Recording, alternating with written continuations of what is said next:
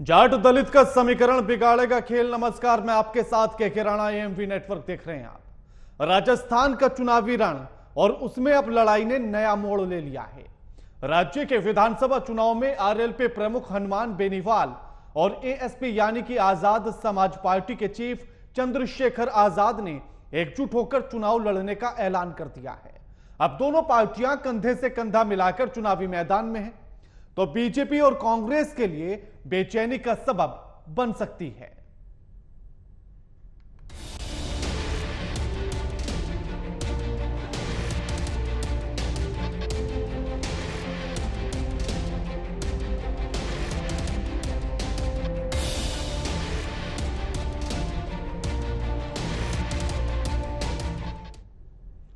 राजस्थान में अभी तक न तो इंडिया गठबंधन का कोई बंधन दिख रहा है और न ही बीजेपी कांग्रेस के खिलाफ तीसरा मोर्चा राजस्थान में अभी तक नजर आया था।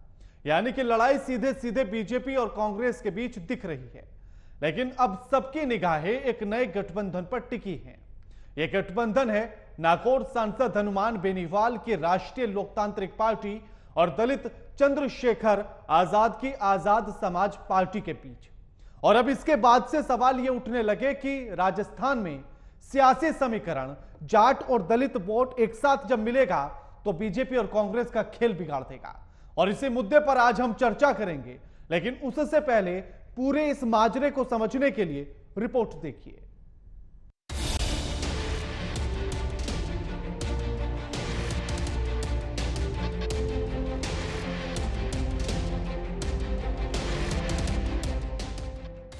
बेनीवाल के समर्थकों का दावा है कि गठबंधन से दलित वोट मिलेंगे, जबकि राजस्थान में आरएलपी पहले से ही एक जाट पार्टी के रूप में स्थापित हो चुकी है। वहीं आरएलपी पहले से ही अनुसूचित जाति के बीच कुछ पकड़ का दावा कर सकती है, क्योंकि उसके 3 मौजूदा विधायक में से 2 दलित हैं। जहाँ राजस्थान की आबादी में जाटों की हिस्सेदारी लगभग 10% है, वहीं एससी 18% के करीब है।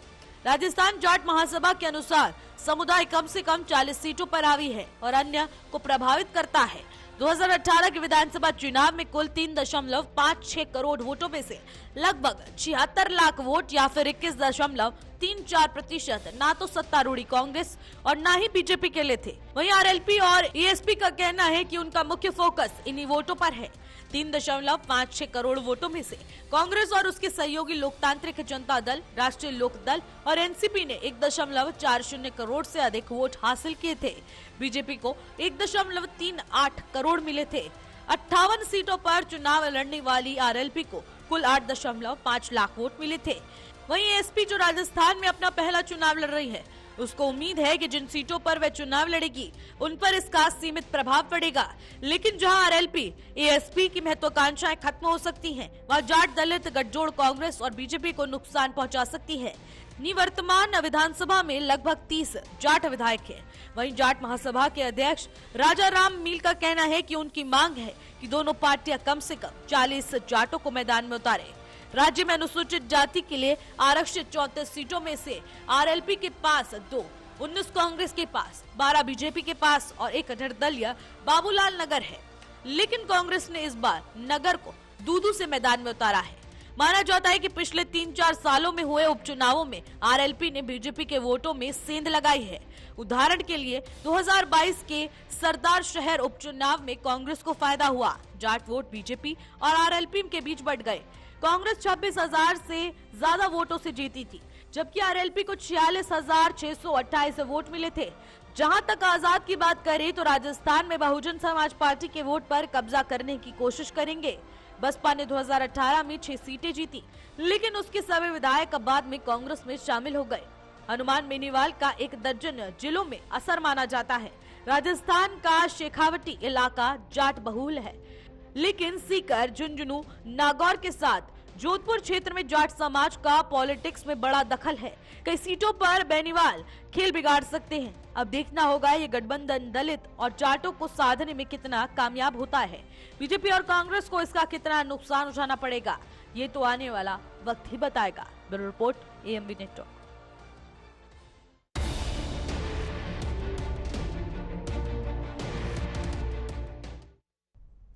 और इस मुद्दे पर चर्चा करने के लिए हमारे साथ जो मेहमान जुड़ गए उनका परिचय आपसे करा देते हैं।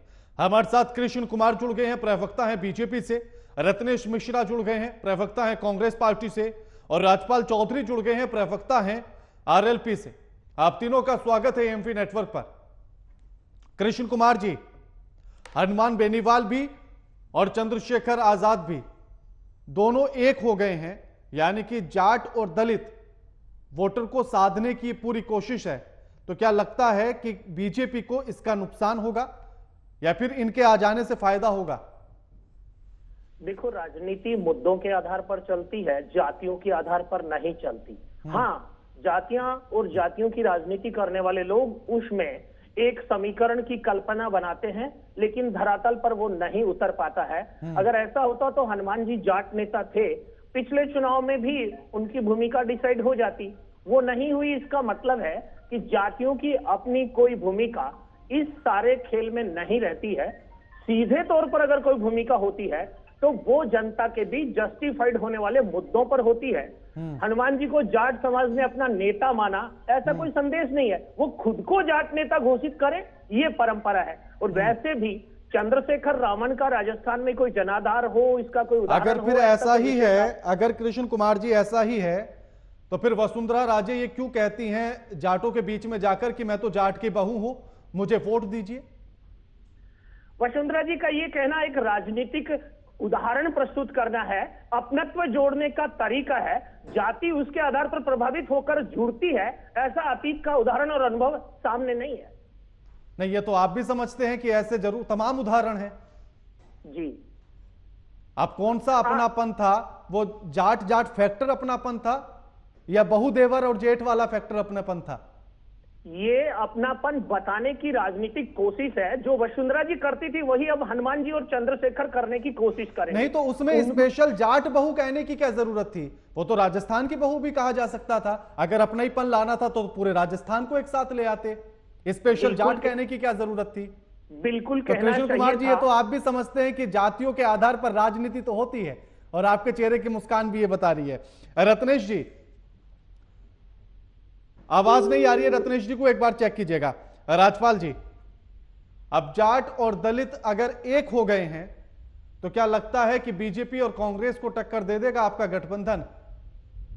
बिल्कुल राणा जी, बिल्कुल ये निश्चित है। हाँ। राष्ट्रीय लोकतांत्रिक पार्टी और आजाद समाज पार्टी का जो गठबंधन है, हाँ। वो निश्चित तौर पे राष्ट्रीय आगामी जो विधानसभा के चुनाव है उनके अंदर एक बहुत बड़े मैंडेट के साथ में विधानसभा के अंदर पहुंचेंगे। हाँ। जनता ने पूरा मन बना लिया। ये हमारा कोई आज का गठबंधन नहीं है। हाँ। देखिए, आप जिस तरीके से हमारे जो नेता रहे हैं पुराने, भीमराव अम्बेडकर जी, हाँ। आप बात करेंगे बड़े बड़े नेता जो और भी है, सर छोटू राम जी, हाँ। और जो जितने भी लीडर है, तो इन्होंने पहले भी ये गठबंधन हो चुका है। ये नेचुरल अलायंस है। हमारे जो तबके के लोग हैं, पूरी इस प्रदेश की जो जनता है, 36 कौम के लोग हैं, ये चाहते थे कि हनुमान जी एक जन से जुड़े हुए किसानों नौजवानों की उनको हक और अधिकार दिलाने के लिए लड़ाई करते हैं, जमीन से जुड़े हुए नेता है। और चंद्रशेखर जी भी दलितों की आवाज उठाते हैं, वो भी एक जमीन से जुड़े हुए नेता है। तो जब दो लड़ाके एक साथ आते हैं तो जनता चाह रही थी, और जैसे जनता चाहती है वैसे हमारी पार्टी फैसले करती है। जिस तरीके से ये पार्टियां बात कर रही है, जाट नेता, दलित नेता, ये तो एक प्रोपोगेंडा फैलाया जा रहा है। हनुमान बेनीवाल जी 36 कौम के नेता है। हमने कभी नहीं कहा, ना हनुमान बेनीवाल जी ने खुद कहा कि मैं जाट नेता हूँ, और ना चंद्रशेखर जी ऐसे कहते हैं। ठीक है, वो बात करते हैं बहुजन की, भी जो पिछड़ा हुआ तबका है उनको न्याय दिलाने की बात करते हैं। हनुमान जी 36 कौम के मुद्दे उठाते हैं। आप देखिए, आज तक पिछले 5 सालों के अंदर अगर किसी ने विपक्ष की भूमिका निभाई, अगर कोई भी जो मुद्दे थे उनको जोरों शोरों से भारतीय जनता पार्टी जिस तरीके से स्लीपिंग मोड में चल रही थी, जब चाहे पेपर लीक की घटना हो, चाहे किसी कौम पे अत्याचार हो, बलात्कार हो, महिलाओं पे अत्याचार हो, भारतीय जनता पार्टी ने कभी नहीं था। राष्ट्रीय लोकतांत्रिक पार्टी थी जो विपक्ष की भूमिका निभाती आ रही है। तो हमने जो विपक्ष की भूमिका निभाई है, जो मुद्दे हमने उठाए हैं, तो जनता ने अब की बार बना लिया। जो आरएलपी और एएसपी का गठबंधन है, वो बहुत बड़े प्रचंड बहुमत के साथ में आगामी 3 तारीख को विधानसभा के अंदर पहुंचेगा। हमें पर जनता पर हमें विश्वास है, 36 कौम का साथ हमें मिलेगा। रत्नेश जी, बड़े विश्वास के साथ राजपाल जी कह रहे हैं कि जाट और दलित एक होगा तो बड़ा वोट बैंक हमारा है, सरकार भी बना ही लेंगे। राणा जी नमस्कार, आपको और हमारे दोनों साथियों को और देश की जनता को जय सिया राम। हाँ जी। देखिए राणा जी, देश की जनता और राजस्थान की जनता बड़ी बुद्धिमान है। हाँ। जनता केवल किसी जाति का नेता आके खड़ा हो गया इस आधार पर वोट नहीं देती है। जनता इस आधार पर देती है कि जो सरकार में रहे हैं उन्होंने हमारे लिए काम क्या किया। हाँ। हम जिसको नेता चुनने जा रहे हैं वो भविष्य में हमारे हितों की रक्षा करने में सक्षम होगा अथवा नहीं होगा। हाँ। उसके बाद अगर आप बात करते हैं चंद्रशेखर आजाद रावण जी की और हनुमान बेनीवाल जी की, देखिए तो हनुमान बेनीवाल जी को ये नहीं बताना चाहिए कि हनुमान बेनीवाल जी सांसद हैं नागौर से, बताएं कि वो जिस समाज से आते हैं, अगर वो खुद को समाज का नेता बताते हैं तो कितने समाज के लोगों के लिए उन्होंने काम किया, अपने समाज के कितने लोगों को अपलिफ्ट किया, अपने समाज के कितने गरीब बच्चों को पढ़ाने के लिए अपनी क्या कहते हैं निधि से पैसा दिया, अपने समाज के लिए कितने विद्यालय खोले। चंद्रशेखर आजाद ने कभी नहीं कहा कि मैं इस समाज का नेता हूँ।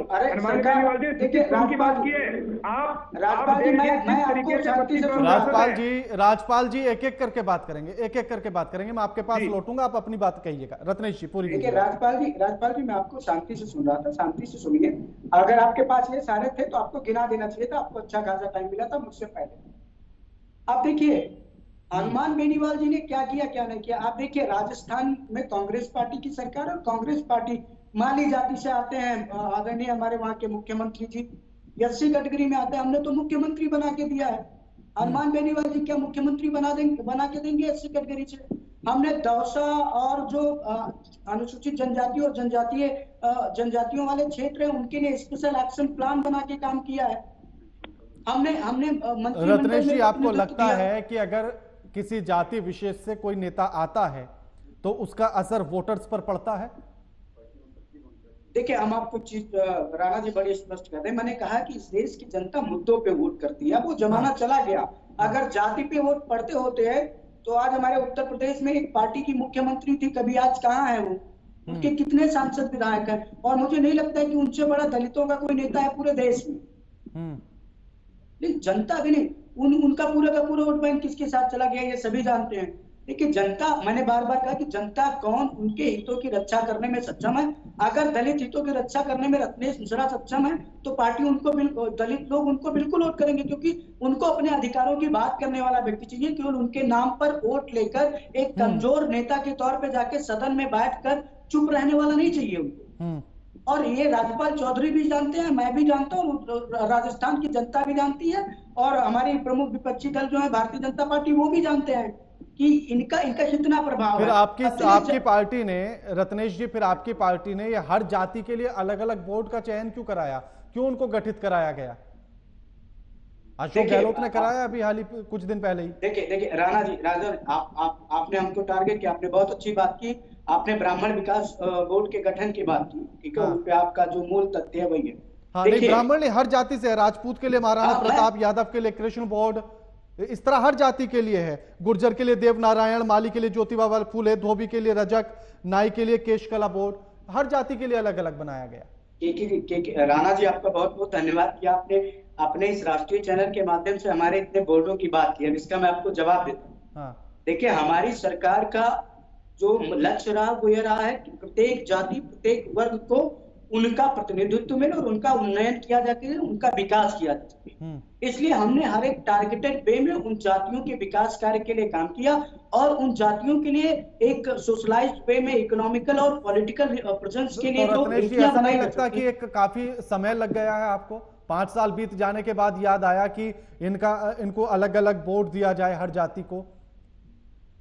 देखिए अब हो सकता है कि आपको लगता है देरी हुई है, लेकिन अगर एक सरकार पूरे प्रदेश को लेकर चलती है तो एक ही साल में सारे मुद्दे नहीं पूरे किया जा सकते, सारी बातें नहीं की जा सकती। अगली बार हमको जनता मुख्यमंत्री बना रही है, अगली बार हमारी प्रदेश में सरकार बनेगी, हम इन सारे बोर्डों के माध्यम से और उनके लिए अच्छा कार्य करने का प्रयास करेंगे। हो सकता है इन बोर्डों के माध्यम से अच्छी कार्य प्रणाली आ सके। ठीक है कृष्ण कुमार जी, तो क्या मुद्दों के आधार पर इस बार चुनाव है या फिर नेता के आधार पर होगा, जाति के आधार पर होगा? नेता आधार भारतीय जनता पार्टी ने नहीं बनाया है। सीधे तौर पर भारतीय जनता पार्टी अपने राष्ट्रीय नेतृत्व और अपने कार्यक्रमों और अपने मुद्दों के आधार पर इस चुनाव में जा रही है। कमल का चुनाव चिन्ह ही हमारा प्रत्याशी है, इस स्लोगन के साथ जा रही है। मोदी जी ही हमारे नेता हैं, इस स्लोगन के साथ जा रही है। और ये आने वाला जो चुनाव है, ये राजस्थान की राजनीति में जो जातिवादी सोच है, जो व्यक्तिवादी पहुंचते हैं राजस्थान में तो वो कहते हैं कि जाटों को ओबीसी में रखा जाएगा, उसमें शामिल किया जाएगा। अभी 2023 में ज्योति मिर्धा को आप अपनी पार्टी में शामिल करते हैं नागौर सीट के लिए, क्योंकि आपको भी जाटों का वोट चाहिए। तो फिर कैसे ना माना जाए कि ये जातियों के आधार पर चीजें नहीं हैं? ज्योति मिर्धा राजनीति में बहुत पहले से हैं, उनका परिवार बहुत पहले से है। हाँ, बिल्कुल उनके है। परिवार के लोग कभी कांग्रेस में कभी बीजेपी में आते जाते रहे हैं, इसलिए उस आधार पर कि वो इसलिए तो आए ये हैं दल कि बदल जाति जो के- होता है कृष्ण जी, ये जो दल बदल होता है ये मुद्दों पर होता है या टिकट के आधार पर होता है, जीत के आधार पर होता है, या जनहित में या स्वार्थ हित में? जी, इसका एक विचित्र प्रकार का संक्रमण है राजनीति में, एक विचित्र प्रकार का दौर चल रहा है। दोनों ही पार्टियां इस प्रकार के सिद्धांतहीन राजनेताओं को लेती हैं और टिकट देती हैं, इस बात से इनकार नहीं है राजस्थान की हाँ, राजनीति तो में। यही मैं पूछना चाहता हूं ना कि अगर ज्योति मिर्धा को लिया जाता है तो उसमें बीजेपी को भी फायदा दिख रहा होगा ना कि जाट वोट आएगा हमारे पास। निश्चित रूप से राजनीति अपने लाभ के लिए होती है और उस लाभ के प्रयास, उस सिद्धांत पर उसको ढालने के प्रयास सब हाँ। राजनीतिक दल करते हैं। तो फिर और इसमें जैसा अभी मुद्दे कहां सेट होते हैं? भारतीय जनता पार्टी का जो संकल्प पत्र आपके सामने आ रहा है वो मुद्दों पर आधारित है और उस संकल्प पत्र में तो हर किसी साल प्रकार आते का हैं जातीय विभाजन नहीं है। कृष्ण कुमार जी, संकल्प पत्र हर साल हर बार आते हैं जब जब चुनाव होता है, चाहे किसी भी तरह का चुनाव हो रहा हो, संकल्प पत्र हमेशा आपको नजर आएगा। लेकिन उस संकल्प पत्र का राजनीति की पालन दिशा नहीं क्या हो रहा है? राजनीति की दिशा क्या है, ये सबसे बड़ा सवाल है। राजनीति की दशा एक दल के बल पर नहीं सुधारी जा सकती। अभी हमारे देश के राजनीतिक दलों की जो अंतरदशा है, कश्मीर से कन्याकुमारी तक भाजपा को छोड़कर बाकी सब दल परिवारवादी राजनीति करते हैं। एक परिवार उनका फैसला करता है। आरएलपी के हमारे प्रवक्ता बैठे हैं, उन्होंने कह दिया खुद ने। देखिए, परिवार पर तो मैं आना नहीं चाहता हूं, वरना है परिवार पर तो मैं आना नहीं चाहता हूं, वरना आपकी पार्टी में भी बहुत ऐसे नेता हैं जिनका परिवार चला जा रहा है, जड़ से लेकर तने तक परिवार ही परिवार राजनीति में है। जी, मैं उस पर नहीं आना चाहता हूं कृष्णकांत जी, क्योंकि मेरा कृष्ण कुमार जी, क्योंकि मेरा मुद्दा अलग है। हाँ रत्नेश जी, आप ही के पास आ रहा हूं मैं। तो क्या मुद्दे सेट हो पाएंगे इस जातीय समीकरण के बीच में, रत्नेश जी?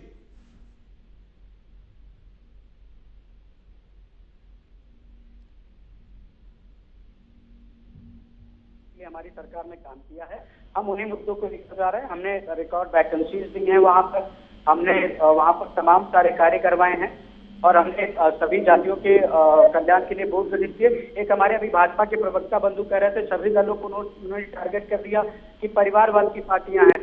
अब भारतीय जनता पार्टी के प्रवक्ता शायद पढ़ते हैं कि नहीं पढ़ते हैं मुझे नहीं पता, लेकिन मुझे लगता है कि अमित शाह का बेटा शायद राजनीति में नहीं है और राजनाथ सिंह का बेटा ना तो विधायक है, ना भारतीय जनता पार्टी का प्रदेश उपाध्यक्ष है, ना तो कैलाश विजयवर्गीय राष्ट्रीय महामंत्री है, ना उनका बेटा विधायक है और ना ही क्या कहते हैं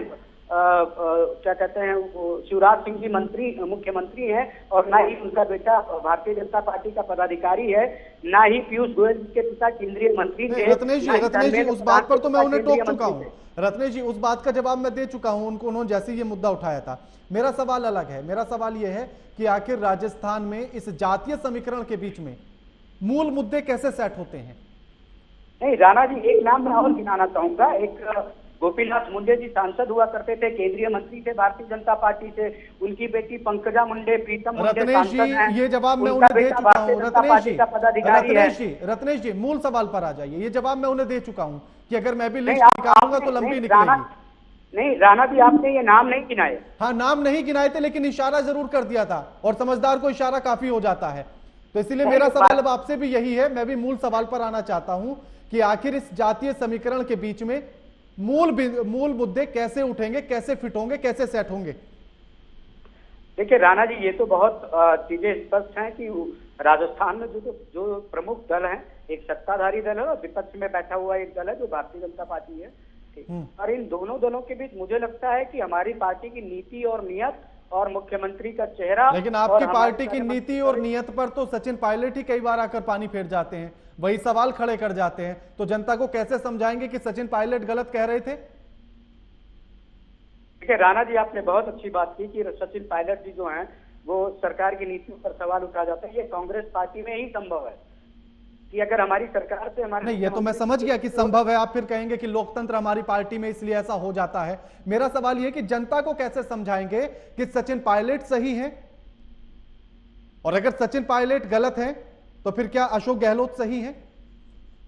कैसे आप ये समझाएंगे जनता को? देखिए हम तो समझा चुके हैं, हमारे दोनों नेता आपस में, देखिए अगर ये नहीं, लेकिन जिस सवाल को उन्होंने उठाया था कि अगर भ्रष्टाचार वसुंधरा राजे ने किया है, उन पर कार्रवाई आपकी सरकार ने नहीं की है, तो आप कैसे डिनाई करेंगे इस बात को? आप कैसे जनता के बीच में जाकर बताएंगे कि अशोक गहलोत ने कार्रवाई की है और सचिन पायलट झूठ बोल रहे थे? और अगर सचिन पायलट सच बोल रहे थे तो कार्रवाई कहां हुई? अरे क्यों नहीं कार्रवाई की गई? लैंड स्कैम में बिल्कुल उनके ऊपर कार्रवाई की गई है, वसुंधरा राजे सिंधिया के ऊपर। उनके ये बात अलग है कि सचिन पायलट जी के मुद्दा उठाने के बाद उनके ऊपर कार्रवाई की गई, उनको समन भेजा गया, उनको नोटिस भेजा गया उस स्कैम के लिए, उनसे पूछताछ की जाएगी। अब चुनाव की घोषणा हो चुकी है, तो अभी कोई कार्रवाई कर देंगे तो भारतीय जनता पार्टी वाले कहेंगे कि ये राजनीति से प्रेरित है, तो चुनाव के बाद बिल्कुल सरकार में आएंगे और एक भ्रष्टाचारी को जवाब देना होगा। ठीक है, हाँ राजपाल जी, हाँ समय, हाँ रत्नेश जी, आप थोड़ा सा सवाल, राणा जी 10 सेकेंड। लेकिन भारतीय जनता पार्टी ये भी जनता को बताए कि 5 साल तक वो कहाँ थी। वसुंधरा राजे सिंधिया ने क्या वो मुद्दे उठाए जो जनता से जुड़े थे? सीपी जोशी ने क्या वो मुद्दे उठाए? इनके सांसदों को कहा जाता है गो बैक, इन्हीं के कार्यकर्ता भगा रहे हैं, तो भारतीय जनता पार्टी तो गई। ठीक और है, मोदी जी की पिक्चर 2014 से चल रही थी, अब वो एंडिंग की तरफ है, खत्म हो रही है। ठीक है। राजपाल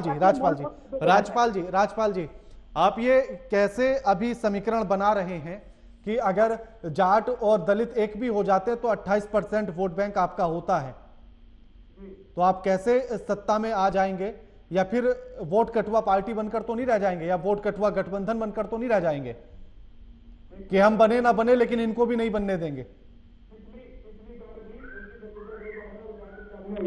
हाँ,